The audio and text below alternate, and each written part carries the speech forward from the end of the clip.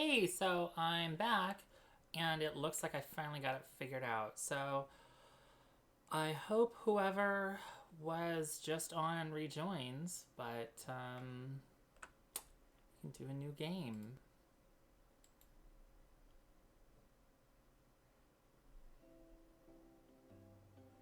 There we go.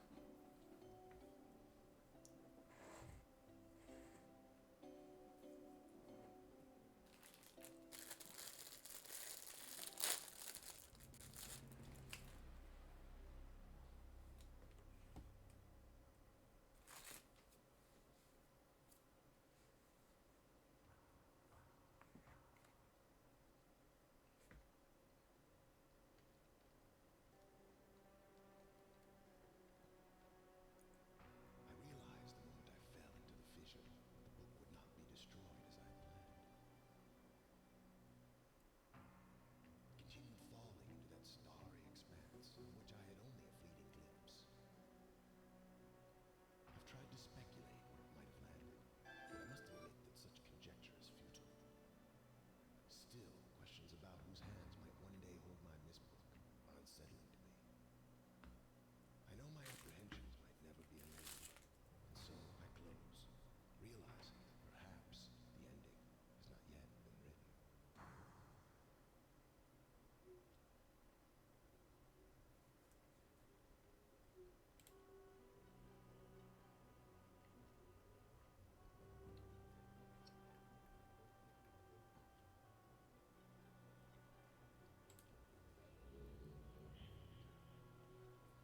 That classic voom voom voom.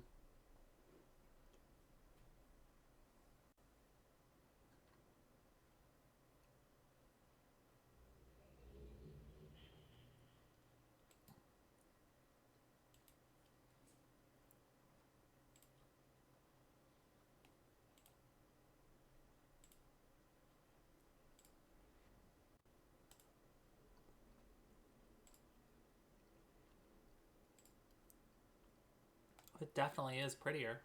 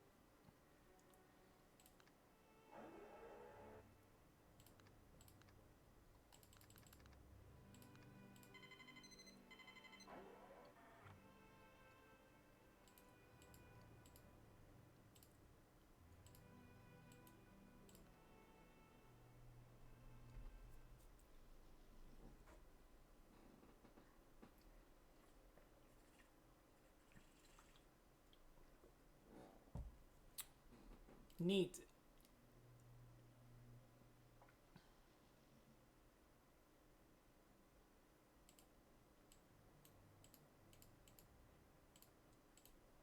I think we're a little ahead of the story here.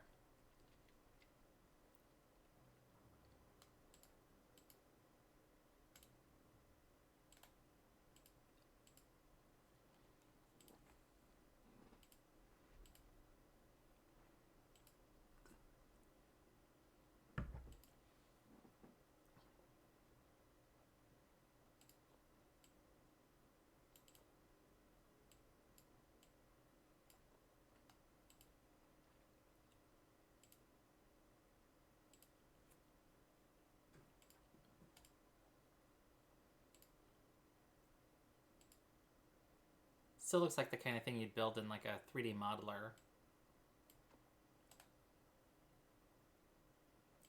Chair.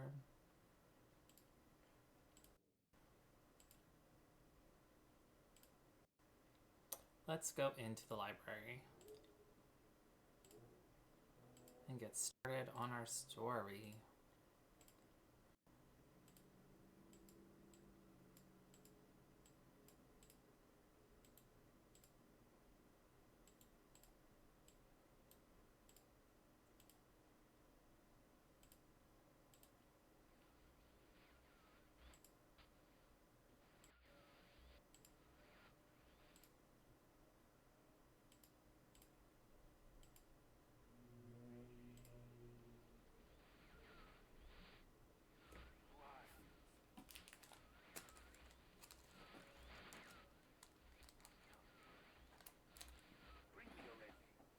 Bring me a red page.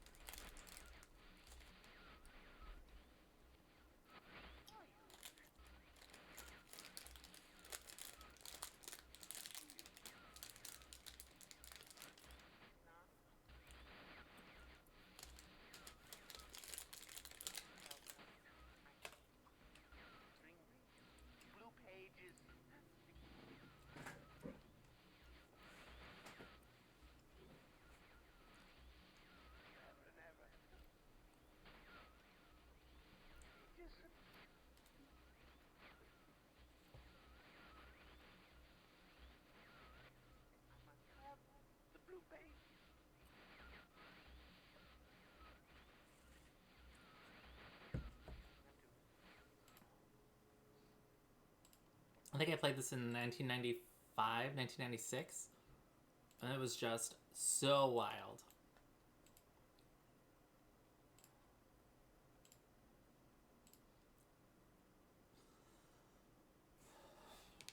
Call this age Channelwood, and it is a very different world. Though it is exactly how I imagined it, it's still amazing to see it with my own eyes. Water covers this age as far as I can see, except for a small rocky island. Elsewhere, there are only trees, which grow directly out of the water. A myriad of thin wooden passageways are built just above the water and disappear into the forest. I assume they were built some time ago, for they appear aged. I am eager to discover more about this land and its people, but I have arrived here late and I must rest. I was awakened this morning by strange noises coming from a pathway adjacent to the one on which I had slept. I saw a group of monkey-like people heading in my direction. They had not seen me yet. I did not feel threatened by their presence. Their response to me was one I never would have expected. After staring at me for a short time, they fell to their knees and began what appeared to be some sort of ceremonial worship. I tried to speak to them, but they did not understand my language. Nice. Good job, Brin. Instead, they indicated through enthusiastic hand motions that I was to follow them. As we walked, I began to notice that the waters below us were changing colors. Slowly, subtly, they would change from deep blue to muddy orange, then from muddy orange to beautiful clear. I was so intrigued by the water, I hardly noticed that we had arrived at a ladder. Climbing the ladder led us to their village, which is about 10 meters above the water and can only be reached by rope ladders that stretch from the lower pass to the village level, approximately halfway up the grand trees. It's very interesting watching these people carry out their daily tasks. Even after watching them for hours, I did not understand exactly what they were doing. At sunset, they motioned for me to follow them. I followed the creatures to the doorway of an enormous hut. Strangely, once inside, I found that the hut appeared even larger than it had from the outside. It's a TARDIS hut.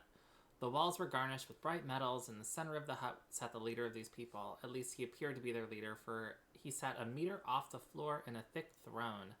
Guards surrounded the strong creature, who was dressed in many exotic, colorful fabrics. Next to the leader sat a very old human. At least to some extent he appears human. His hair, which was only on his face and head, was completely gray, almost white, and hung very long around his frail body. His thin head hung limply by an almost grotesque neck that could not hold its head up to look at me, but what a surprise, this creature could speak my language. Shortly thereafter, I was given a bed with some hand motions that looked to be telling me to go to sleep. I look forward to learning more. As I suspected, the ancient creature is a human, but he's old beyond his own reckoning and seems almost insane. However, the tree dwellers almost revere him as a god. They're treating me now in the same fashion, which makes me feel very uncomfortable. It's almost impossible to understand this old man. His voice is feeble but wild. He has adopted much of the language of the tree dwellers. He himself told me he had not spoken our tongue in ages. He attempted to explain to me the history of this place. The following is my best translation of what he told me. Many years ago, the humans and tree dwellers lived together in this place, which was then a vast island. They interacted very little. The humans dwelt on the ground, and the tree dwellers lived high above the humans. Occasionally, the island was disturbed by mysterious rumblings which happened randomly, some sort of tectonic or volcanic action, I suspect.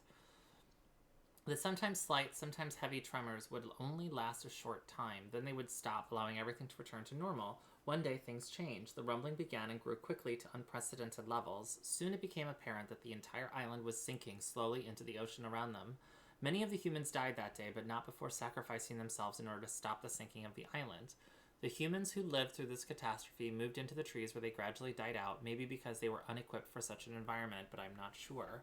This is the story the old man communicated to me, although many details are very unclear in my mind. I am especially confused as to how the humans saved the island from completely sinking. In fact, I doubt the accuracy of that part of the story. The island must have stopped on its own, yet the old man believes in the truth of the story as if he had been there. And the tree dwellers worship him, and apparently all humans, as if they were heroes or gods. The old man ended our conversation today with an event which I will never forget. He began gripping my hands tightly, murmuring something about rest and to sleep. He then said, "We had expected you to come sooner." These actions filled me with a sort of immediate dread. With much effort, he stood to his feet. I tried to help, but he pushed me away with more force than I imagined his frail body contained. The tree dwellers quietly surrounded him with some very solemn faces. They then kneeled before him. He walked to each and placed his hand on their heads. All the while he murmured words which I did not understand. Finally he turned to me and smiled. Then he closed his eyes and walked out the door and off the narrow path high in the trees. The tree dwellers were silent. They began a procession down the nearest rope ladder. As I was descending, I saw several of them pick up the body. He had fallen onto a lower level of the walkway and carry it away. He was laying down at the dead end of a short pier-like structure. With the use of some potion, one of these tree creatures lit the pier on fire, and I watched as the flames engulfed him. As this strange funeral proceeded, the waters around the pier changed to dull green. This morning I awoke, finding it hard to even believe the previous evening's events. The water is a dull green for as far as I can see now. For some reason, the water no longer shifts color. As I wander throughout the pathways, the creatures watch me, curious to see what I will do next. They're constantly offering me strange objects of affection. I even found food outside the doorway into the room in which I had slept. This is a unique race of beings. I hope to learn their language soon, that I may learn more from them. I've lived on this world for 3 months off and on, and the tree dwellers have shown great hospitality. I'm even beginning to learn bits of their language. I've decided to return home for an extended stay with my loving wife and my sons, and hopefully return with them. However, I am sure Catherine will once again refuse. I think this age would be a wonderful experience for them all, and I at least look forward to how Cirrus and Actionar will react to its curious inhabitants.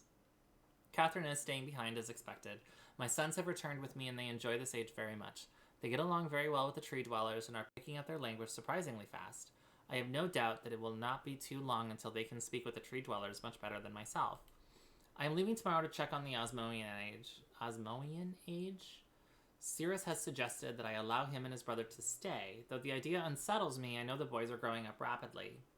The hospitality of these creatures is such that I could think of no better place to leave them alone for a short while, so I will consent to their request. I warned the boys not to take advantage of the respect the tree dwellers have for their ideas. They seem to understand my warning, and I have faith they will follow it. Much to my dismay, upon arriving in Everdunes, I learned that Pran and her people are continuing to be menaced by the Choctic.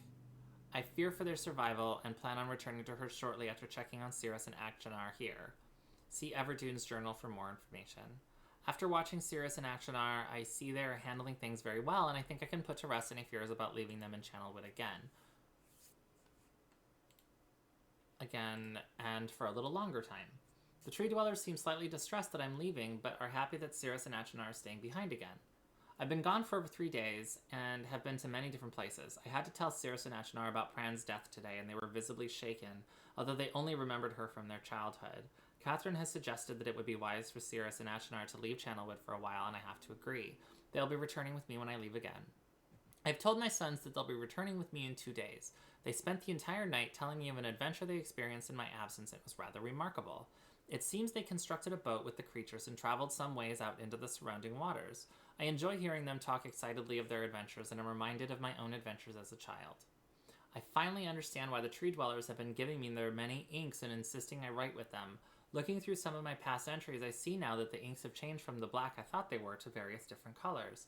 I've shown some of the creatures my journal, and they laughed and howled. I did not know they had such a sense of humor. Even now I look through this very colorful journal, I cannot help but laugh myself. We will be returning tomorrow, so my sons are with the creatures for the last night here. They have told me they would like to come to Channelwood again and also asked if they can visit some other ages alone. Though I'll have to think over their request, I believe they have proven to me that they are trustworthy and responsible. Catherine will also have to help me decide whether they are ready for travel alone. For now, I must give my farewells to the creatures, for I do not know how long it will be until I visit this age again. Future Bridge. Okay, so if I remember right, this one has a set of paths, and you have to like throw switches to make sure things flow properly. Is that it? It's just those. Okay. Oops.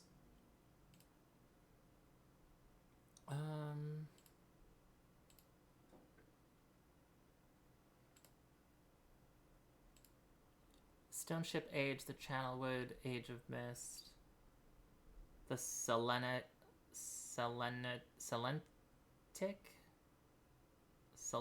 Age of Mist, and I don't know what that one is. Rime, I have named it, so it's probably the Rime Age. A desolate age with a beauty that is quite different than I had expected or imagined. The intricate feathers of ice that fall from the sky are awe-inspiring. I feel as though I could sit and watch them for hours. And though it is cold here, this is like story time. And though it is cold here, like I've never experienced before, I find myself enjoying the change of temperature, for it is unlike any other place that I have ever seen. Perhaps the oddest thing is the silence. Although the wind blows on occasion, when it ceases, there is a suffocating silence that falls on this place, broken only by the distant cries of unseen creatures. I have visited 3 times and am sure now that this age will provide the environment I need. I believe the cold temperature is necessary for obtaining the correct resonance. Examining the structure of the books is ever more perplexing, but I am driven onward by my need to understand. The great tree of possibilities can never be fully grasped, but I must at least try to find one particular branch. On the subject of enlightenment, I would also like to find the cause of the mysterious lights that shine in the darkness here. Though I never assumed that I would be able to build especially fast here, the speed at which I'm progressing is somewhat disappointing. I do think I will bring Cirrus and Achenar, as well as some of the machinery from the Selenitic. Achenar chose to stay with Catherine, but Cirrus was rather excited to come. He has spent the last few days here with me, helping me with the beginning phases of construction. He too seems to enjoy the ice and cold weather. He's intrigued with the crystals that we have brought with us. He has been a big help, as have others, and I hope to be able to begin my experiments here soon. Tonight, Cirrus and I found a wondrous spot to view the lights, although it seems they decided to hide from us. After sitting in the cold winds for over 2 hours, we saw nothing. It was rather disappointing. Cirrus will return to Myst tomorrow. He has been a tremendous aid to me, and I'm thankful for his willingness to help. The hard part of the construction is over, although I have decided, after tonight, that I would like to add some kind of observation post. It won't be finished as soon as I had hoped, although I'm fairly certain it will be worth the delay in the long run. I've decided to take a break from the construction now that the tunnel is almost complete, and I have been able to set up a temporary space where the crystals will not be stimulated. I'm quite convinced that with the right diffraction resonance, certain properties of the ink can be simulated. Catherine still finds it absurd and thinks I am crazy to assume I will be able to view ages with stones, but her unusual pessimism has not convinced me to stop trying. I came too close to success on Everdunes. I'm fairly certain now that the temperature indeed does have an effect on the crystals, but I've realized that the temperature alone is not enough. The cold dampens some of the sympathetic harmonics, but a more active suppressor is necessary. I have acquired some goods with a pure protected crystalline interior. Thin slices of the geodes below each crystal provide a stabilizing effect and even amplified the clean frequency slightly. After quite a bit of experimentation with the shapes and colors, I was able to capture a blurry image within a book. Though the link would never work, there was clearly an age on the other side. I can hardly wait to return and tell Catherine. I feel like I should finish the shaft to my observation post while I have the machinery here, perhaps tomorrow morning. The lights were beautiful again last night. They had not shown themselves for so long that I had almost forgotten their beauty. I still must find the cause. I'm feeling rather overwhelmed with what remains to be done. The crystals have not been perfected, the shaft is not finished, nor is the observation post, or even lab. I have not seen Catherine for some time, and I long to spend more time with Achenar and Cirrus. Besides all of that, there are, far away in the back of my mind, the thoughts of my people in our lost city. I dreamt again of them last night. I have only seen the city in its worst condition, and still its beauty overwhelms me. Even now, as I visualize how majestic it must have been before the destruction caused by Viovis and Agaris, it amazes and saddens me. I'm fairly certain that... Okay, so I've read all of the books, all of the Myst books, and I have always read this as Denis, um, which is how, D apostrophe N-I always looks to me. But apparently it's supposed to be pronounced Dunny, which is just the worst. I absolutely think that is the worst way to pronounce that. I think it sounds ugly, and I don't like it. I don't support this. I'm trying to see if I can show that boy.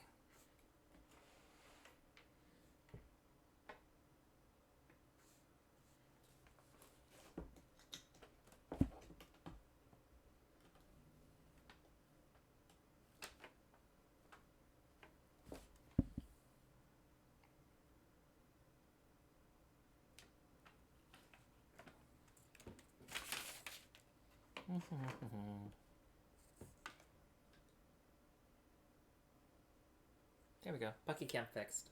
Okay, so I'm good. I'm just gonna say Denis because I think it's prettier, and I refuse to just say Dunny and have that mean anything.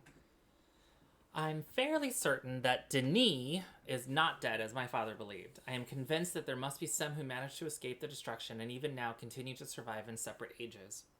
Within me is an urging to take the chance and return to Denis to find these survivors and properly rebuild our city. However, I can do nothing until I'm certain of the fate of my father.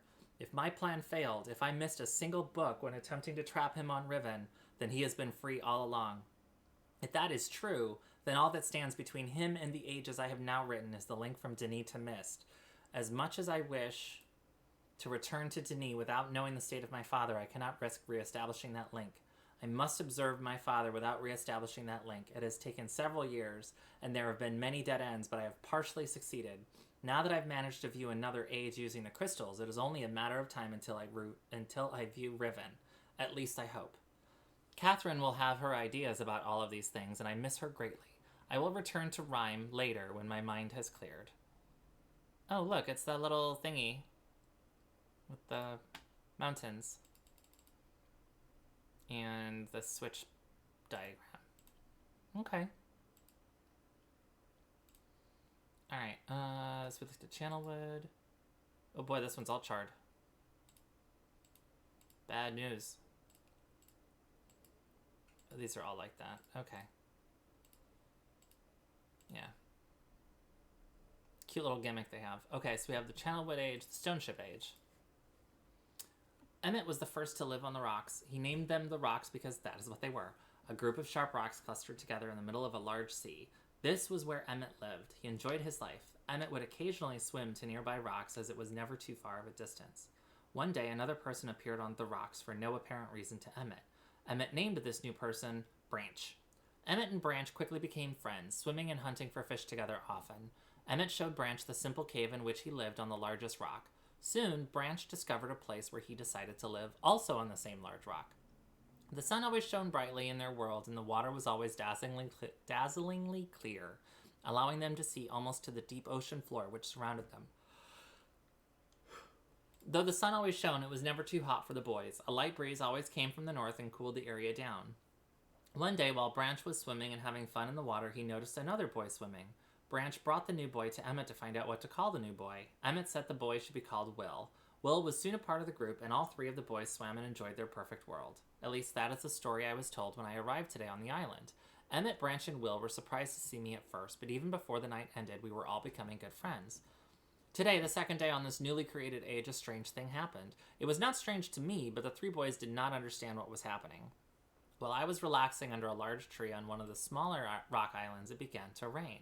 It was a nice rain that lasted for about an hour in the morning. I explained to the boys that the rain was not harmful, yet they obviously still feared it.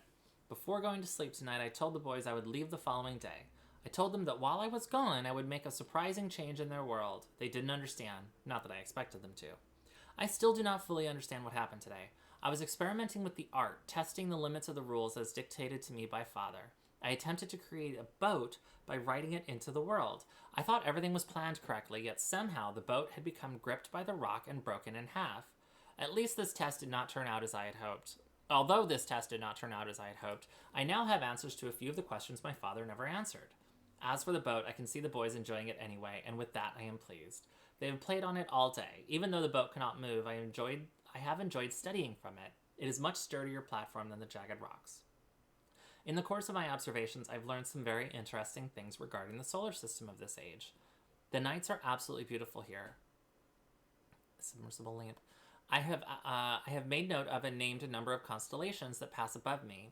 Also, during the night, I catch glimmers of light from the horizon which I have not been able to discover if it is created by some natural phenomenon or by additional people on far-off islands or rocks.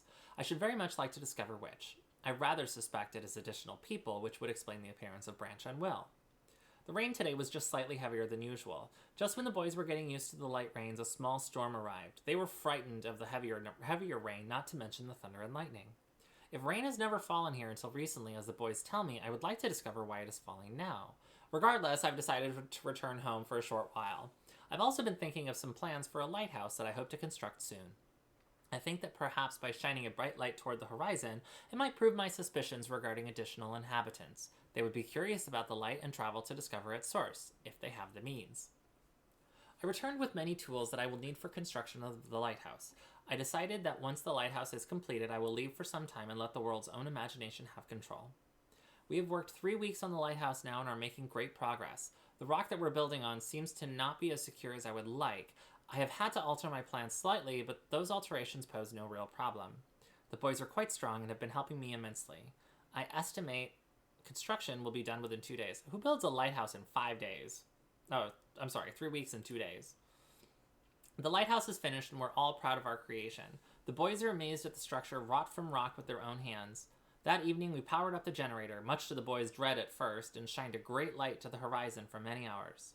I stayed the night in the top of the lighthouse and in the morning awoke to observe the sunrise without my being coated in the chilly blanket of ocean dew I had become accustomed to.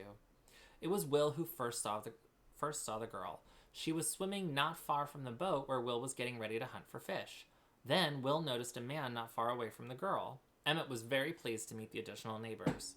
I feel pleased to leave this age. I have set in motion events that have nothing to do with writing or the art, and that will have a more profound impact on this world than I could have ever written. I think. Oh, okay, here we go.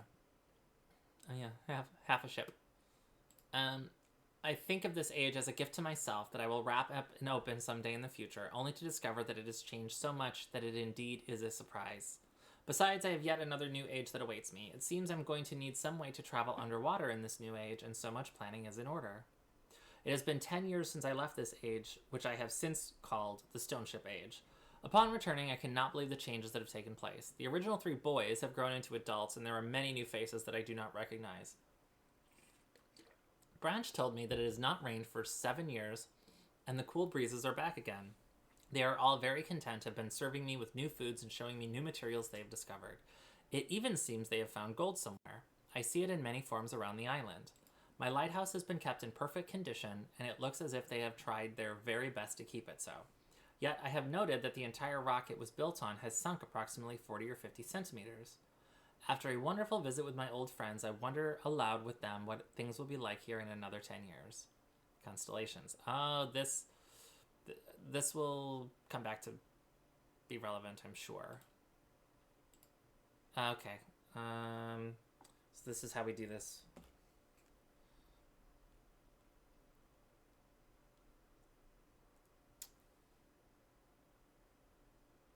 Anchor. Oh, 2 of them. Let's see. Eye and snake.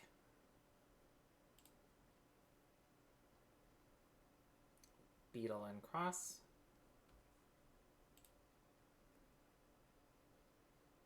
Arrow and heron. And a leaf. Leave it alone, you jerks!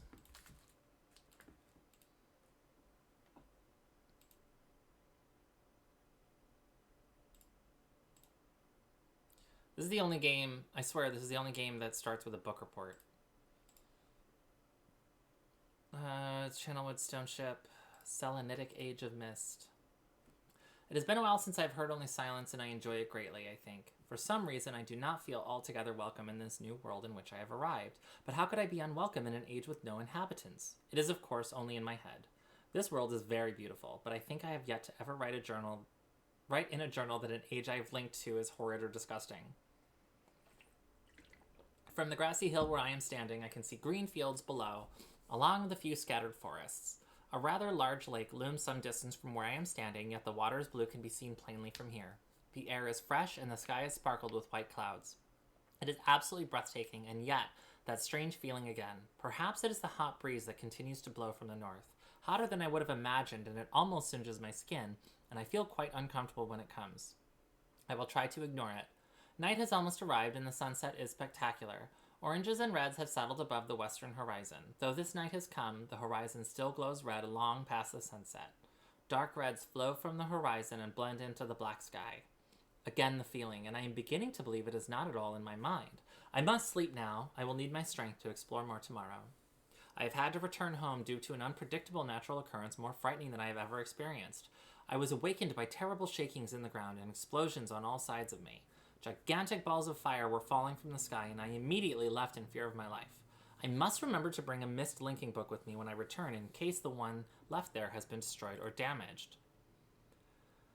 I have returned to a different world than the one I left only 3 months ago. It has been transformed into a barren desert land with only gigantic craters scattered across the land to provide variety.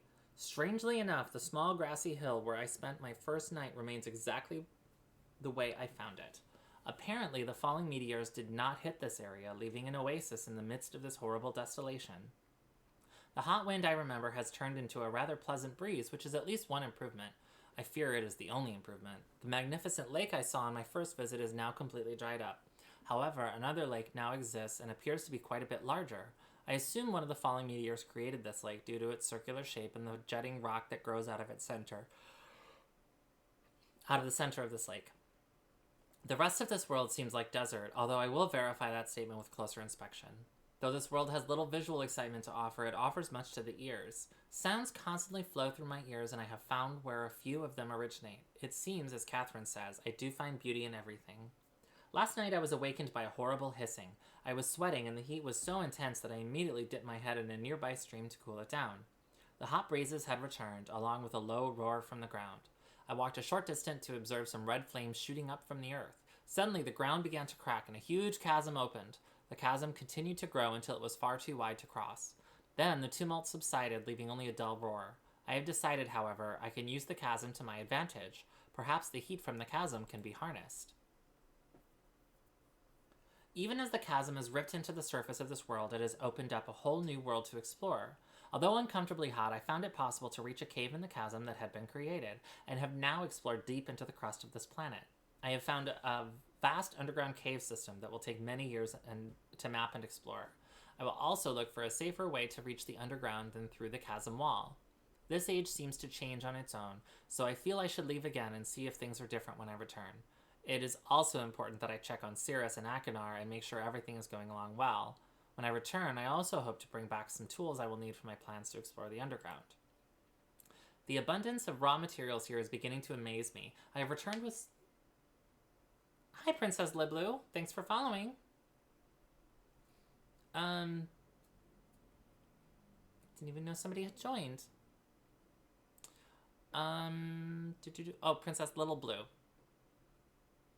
The abundance of raw materials here is beginning to amaze me. I've returned with some of the complex tools I knew I would be needing. I assumed I would have to return for more basic materials, however, it seems as though I will be able to find everything I need here. Of course, iron is abundant, but I have also found titanium occurring naturally. I am all the more excited to begin work. Everything is set, and I look forward to tomorrow. My raw materials are all here. I think I will be able to have most of my additions to this age completed within 1 year.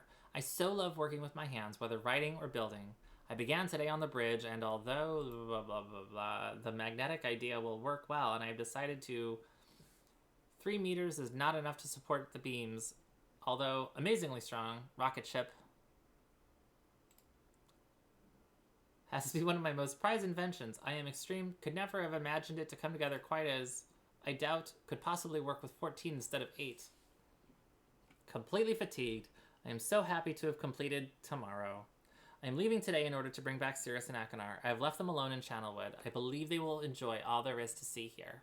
This age seems to have stabilized. I believe the meteors set off a period of volcanic activity by piercing into the shallow crust, but the tremors have become few. I have just noticed that a large amount of this journal has curiously vanished from the very pages on which I wrote over the last 18 months. Fortunately, I have copied most of the construction notes in another journal. I do not understand the many mysteries of this world, but I trust I will discover logical answers to my questions. I have a feeling that many of my questions can be answered in another age to which I hope to travel soon, but for now I must simply accept this world's mysteries and take pride in my accomplishments. We will take another photo. Bink.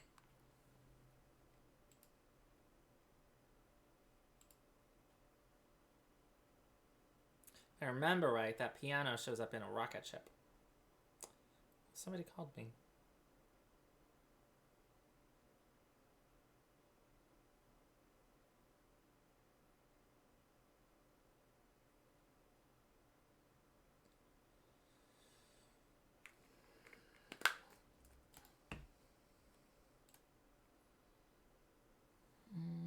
Is this one? Before arriving in this age, I was determined that it would be a journey to a world very different from my previous adventures, and it was. The sky here is dark and gray and incessantly displays flashes of lightning in the distance. I met a very old man with a long beard and hair that hangs to his waist. He is very feeble and has trouble even moving. This man has obviously been through very many things in this strange world, and I have learned many things from him. He has told me an interesting story of this world's history. Years ago, he told me, there was a beautiful city that rose up out of the water. It housed many people inside its walls, and the people had everything they wished for. The city was surrounded by 3 high hills, which rose higher than the city. On the east hill of the city rested a large lookout post. The people of the city had constructed the post expecting visitors to arrive from the east. The people had no means of traveling on the water, which forced them to merely wait for friend or foe. As time passed, friendly visitors brought rumors of an enemy that existed beyond the horizon. The people grew fearful, yet nothing happened. One day, the usually sunny sky became as dark as night, and black ships appeared on the horizon. The lookout post's attempts at peace were turned away, and the sentries there were easily overwhelmed. The ships continued to wreak havoc on the city, apparently destroying everyone and everything.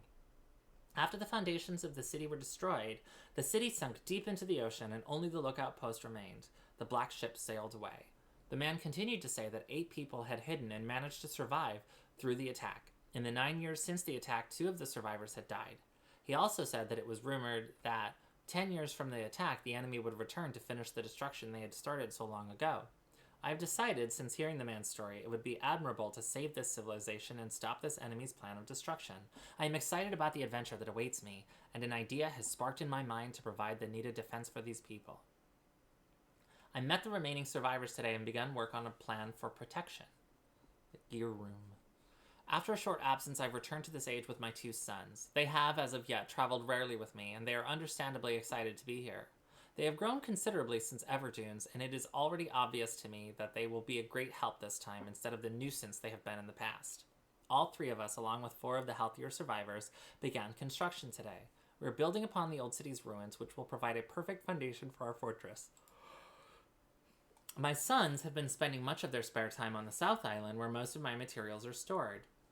I am very pleased with their intelligence, and their creativity is refreshing to see as they work on some small projects of their own. It has been over 4 months now, and construction is going well.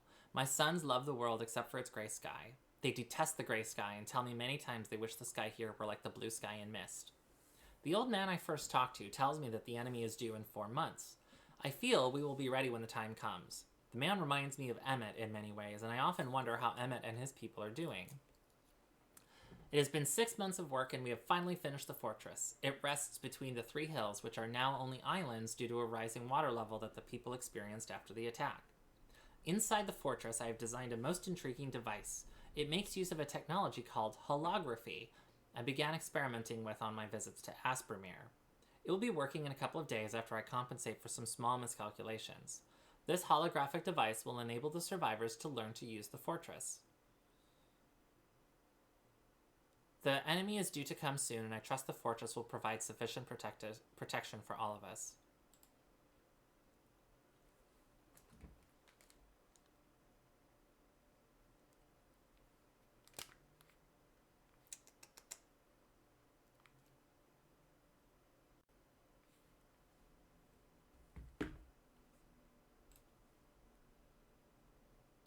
Is that the end?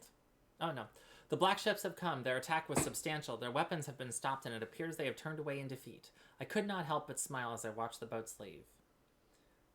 Last night we had a small celebration, and the old survivors danced their dances of old. My sons did not understand why the sky had not turned back to its original blue. The old man told them that the storms would never end until the enemy was destroyed. I assured my sons that a blue sky was not worth the risk of death. They seemed to fear it. Was not worth the risk of death, and they seemed to hear me.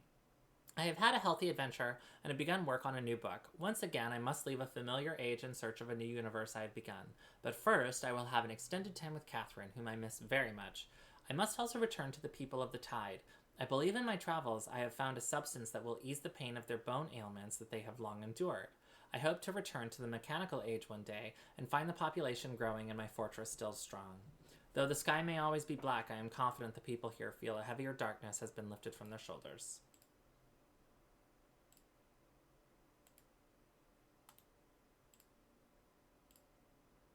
So I think that's all the books. So we did all the reading.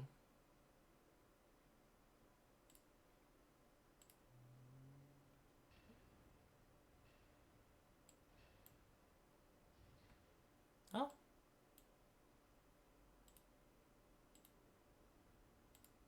Behold, a secret.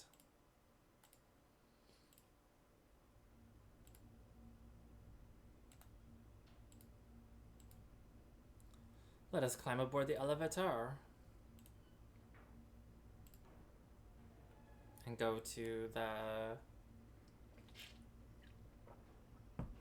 tower. Okay. I do remember having played a lot of this, but I don't remember all of the puzzles. Oh, Bucky has left.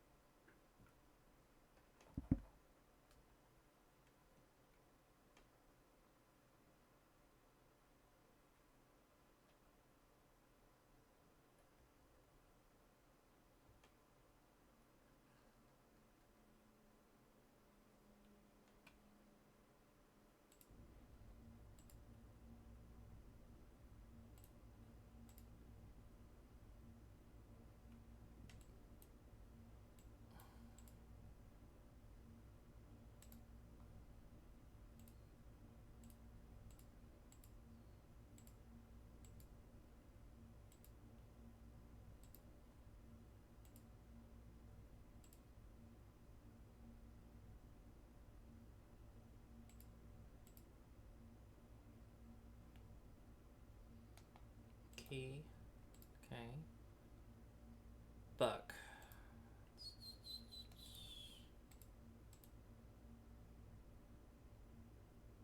Oh, this is the observation. So we have to turn this. No, stop doing that.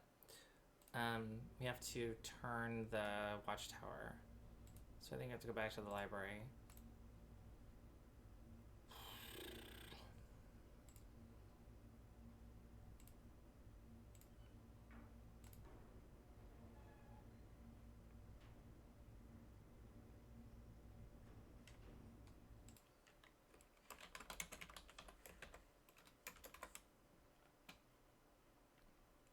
Hi, Blue.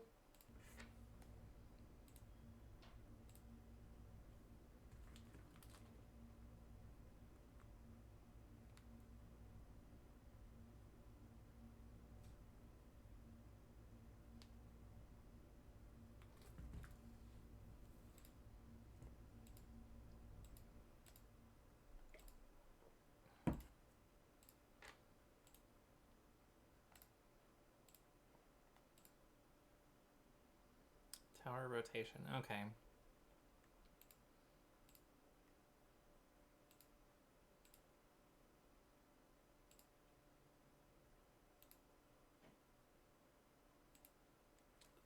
Too far.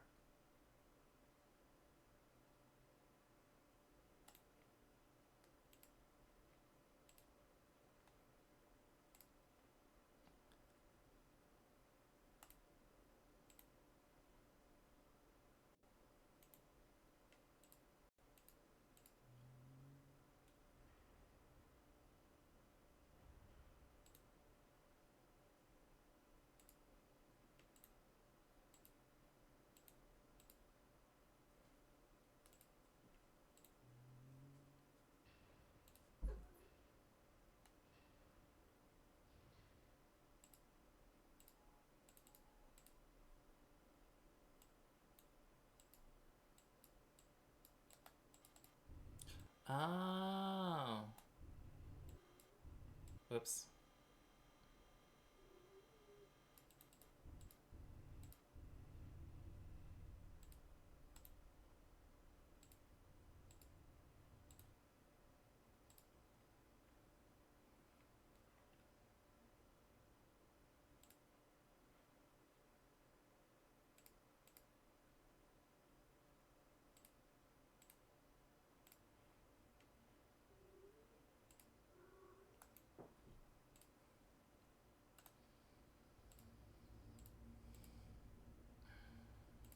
So I think it needed to be rotated 180 degrees. So let's see if that is real.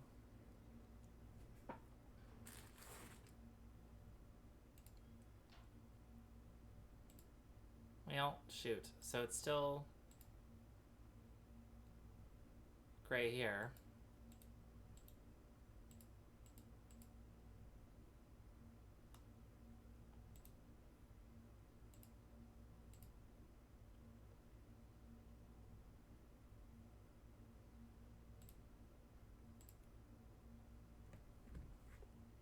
I took a photo of that. Let's see if there's a clue.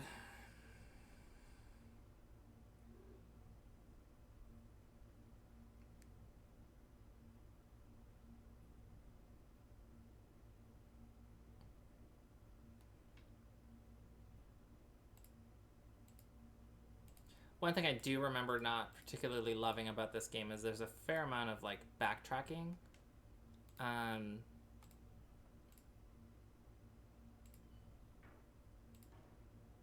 And I did select the point and click for the classic feel.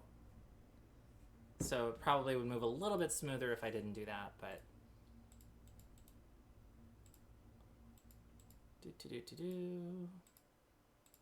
Man, when I played this on CD, it was so slow.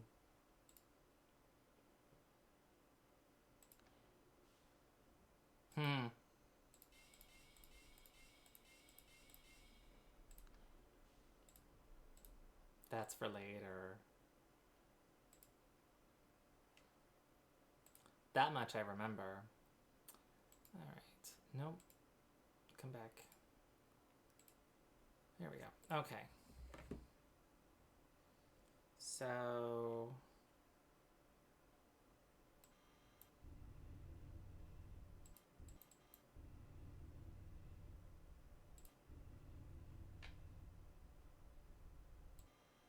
Oh, let's point it at the ship.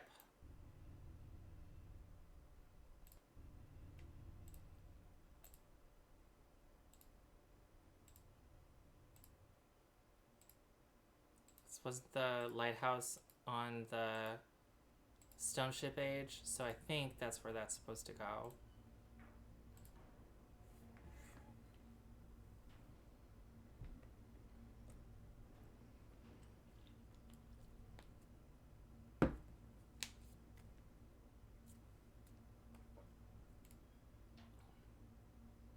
Well, that's not encouraging.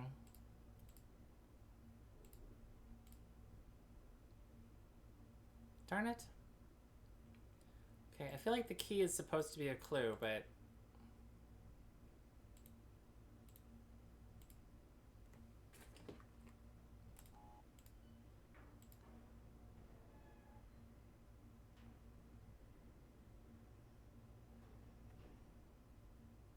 So the mechanical age is the one that had the rotating track diagram.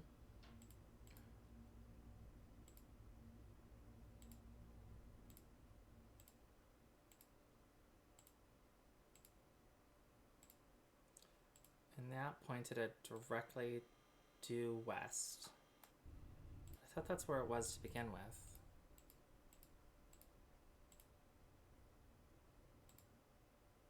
Wait.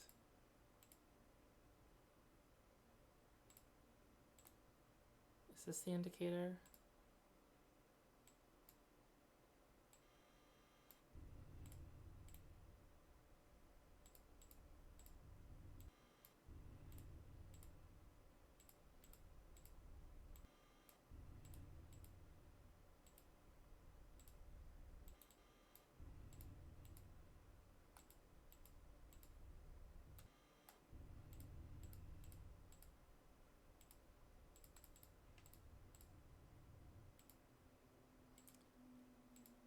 Maybe that just closes when the tower access is opened.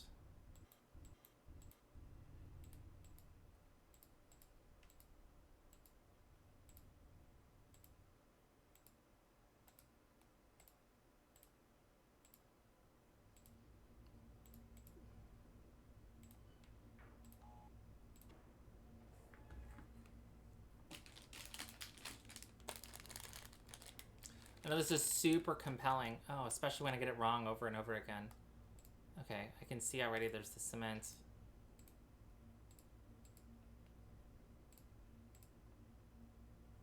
Yep.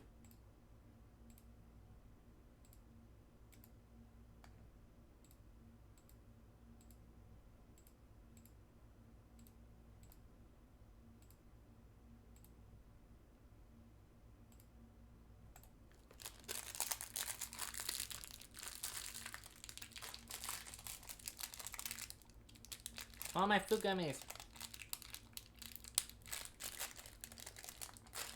There we go. Oh,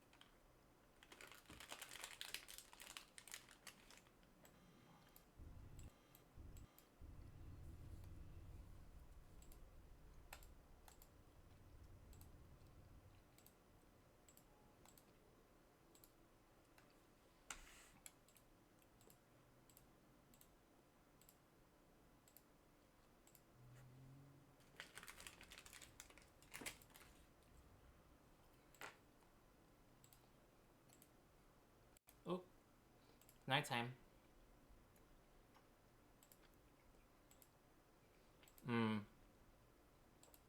That's how I make the ship come up, I think.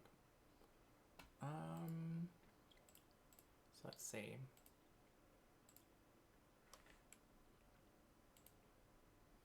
Can I go around to the backside? See anything?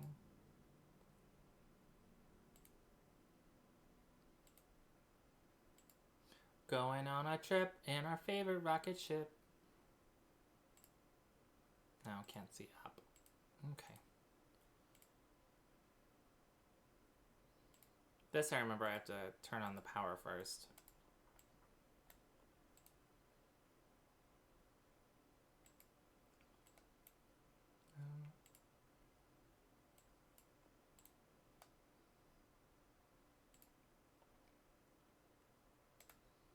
Okay. Well, this puzzle I think I kind of remember, so... Oh,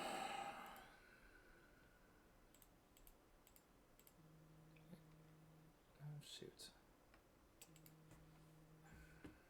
I'm going to mute you for just a second, folks.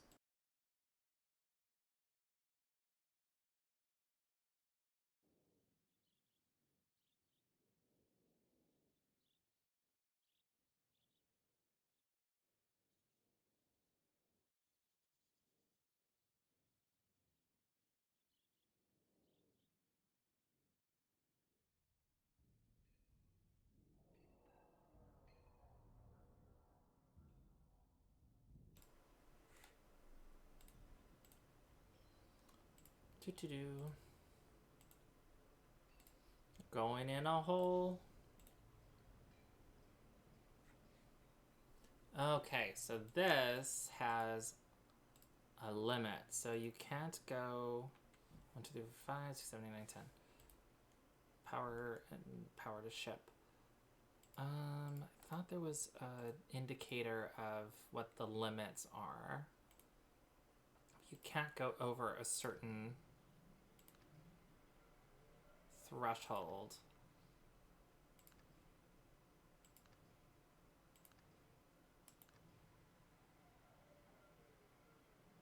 Okay, so it's 54.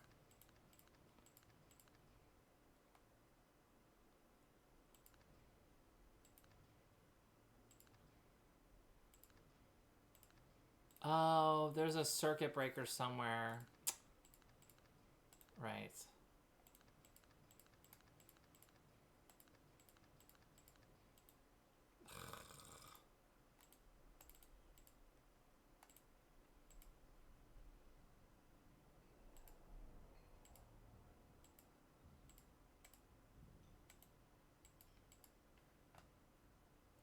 I have to climb a ladder somewhere.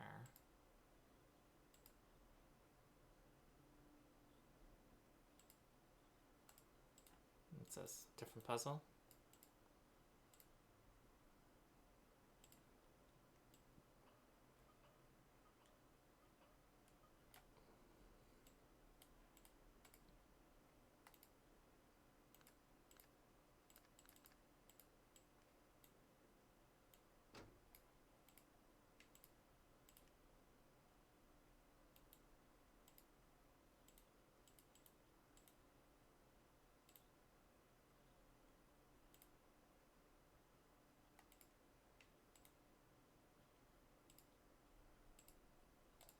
Yeah, sneaky hidden ladder back here.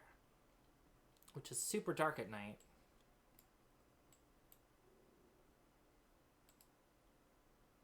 I think I tripped that breaker. Is it supposed to go up or is it supposed to go down? Okay, I guess that did it.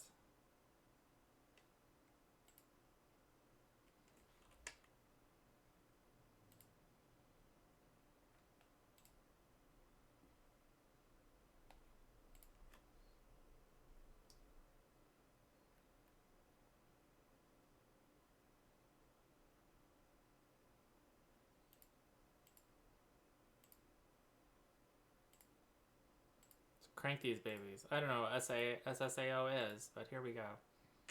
Get all the details.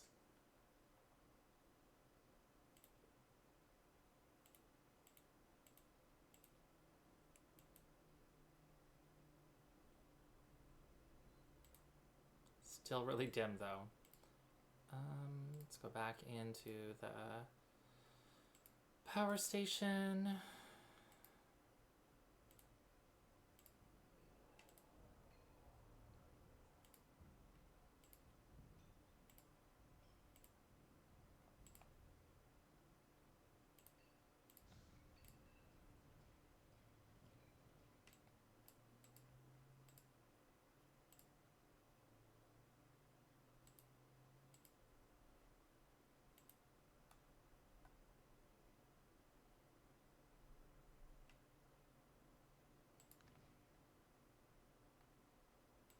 Oh, it's still not going? I missed whatever the breaker is.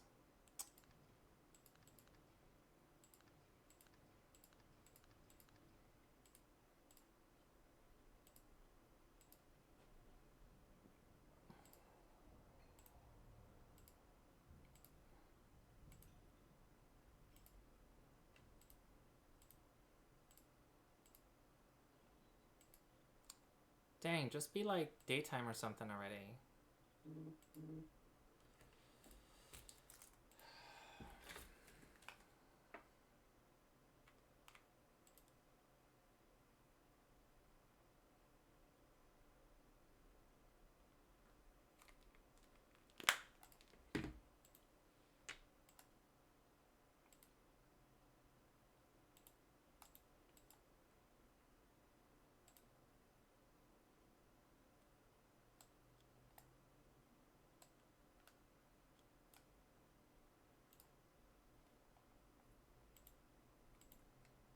No, don't go back up the ladder.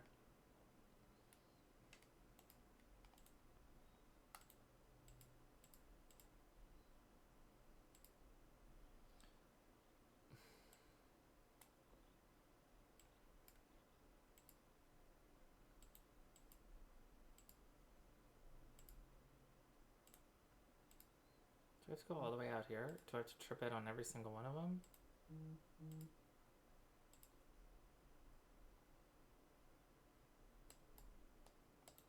Nope. Let me go back up.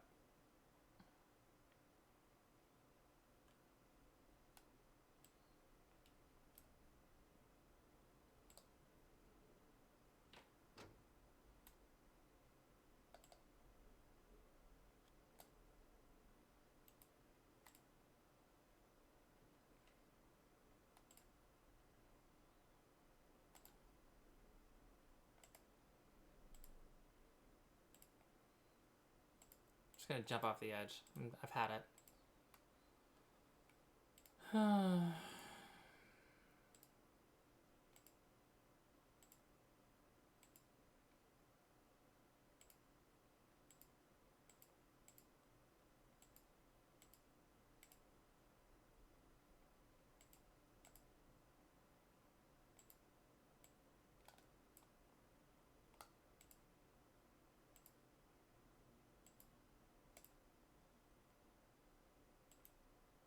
Do we just have to push all these switches up?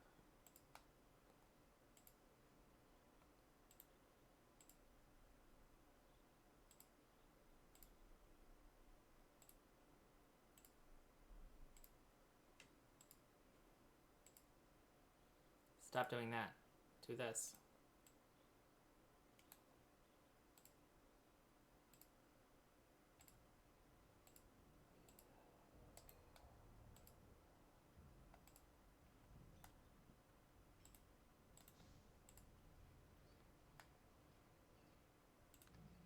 There we go. Okay.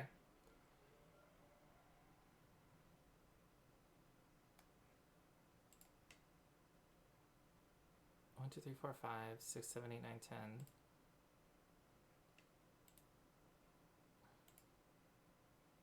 Why is that 8? Oh, because I'm looking at it backwards and upside down. No, 9, 10, 7, 8.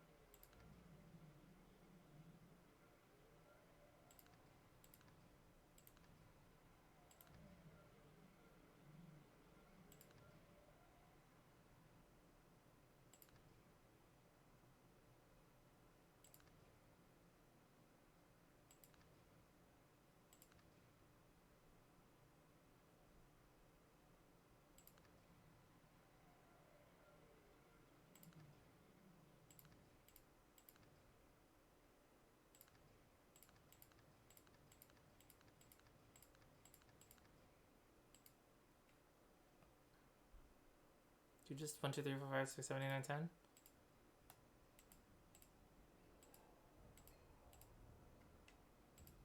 Do you really just do them in order? Is that it? Am I just dumb? Also, where's the switch? Is it this one?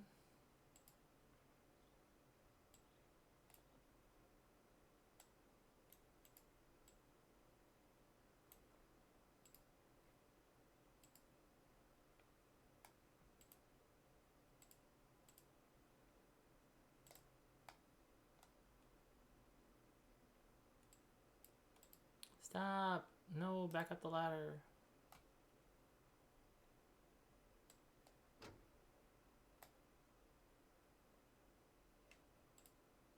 Achievement unlocked, Master Electrician. Yeah, that's not what I feel like, but okay.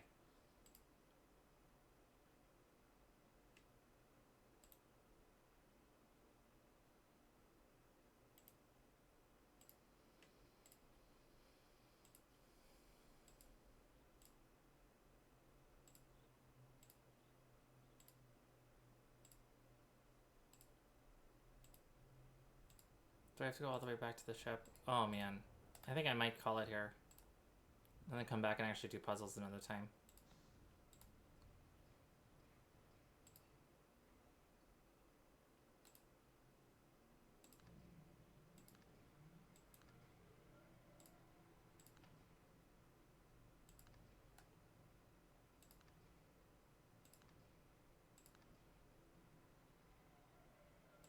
Okay, so it's not that. Okay. Yeah, I'm gonna call that. I'm just gonna save it and be done. Boom.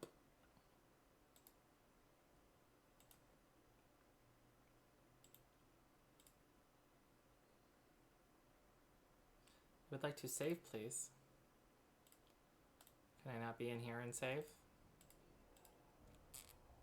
Weird. So, I don't know if Blue's still here.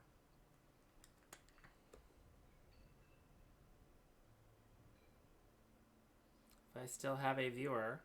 If you're still here, I'm going to try streaming a couple more times this week. And since I work for an airline, and it's a rough time to work for an airline these days, I'm going to try to stream some more on Fridays because they're reducing our hours. So I will have Fridays off for the foreseeable future, assuming I still have a job to be off from.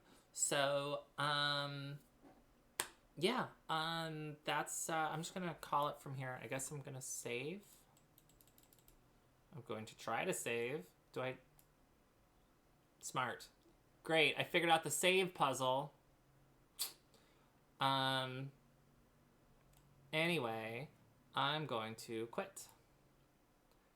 And then, call it for here. And then I will come back. I'll try to stream tomorrow afternoon before, my volunteer group that I do, Wednesday nights. And then, Thursday I have a Zoom happy hour for work, so I'll probably jump on for a little bit after that, and I'll probably be a little toasty for that, and then I'll try to jump on Friday. So I'll see if I can actually figure out these puzzles after without having to go through like a whole story time again. So thank you for joining, Little Blue, and for following, and hopefully you come back. So thank you so very much, and I will see you next time.